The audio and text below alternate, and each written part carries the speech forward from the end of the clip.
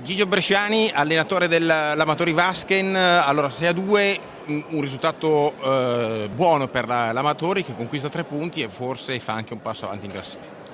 Ma sì, adesso vediamo cosa farà il Grosseto domani, però noi stasera il nostro compito era vincere, l'abbiamo fatto, nonostante Morgan e Andrea non si fossero mai allenati in settimana, solo ieri, il venerdì, hanno provato qualcosa, e Morgan per il problema che ha fatto in nazionale e Andrea per il virus intestinale che ha preso e hanno avuto difficoltà. Più abbiamo caricato. Perciò avevamo un po' le gambe appesantite e siamo stati bravi a gestire certi momenti, perché comunque loro è una squadra che attacca molto bene, Sì. ha fatto tantissimi gol, perciò devi sempre difendere bene. Perciò insomma potevamo aver fatto qualche gol in più, però stasera era una partita da affrontare così dopo anche un po' di giorni che non giocavi. Ecco, per quello che ti aspettavi, visto anche il periodo, la risposta della squadra com'è stata? No, la risposta della squadra è stata buona.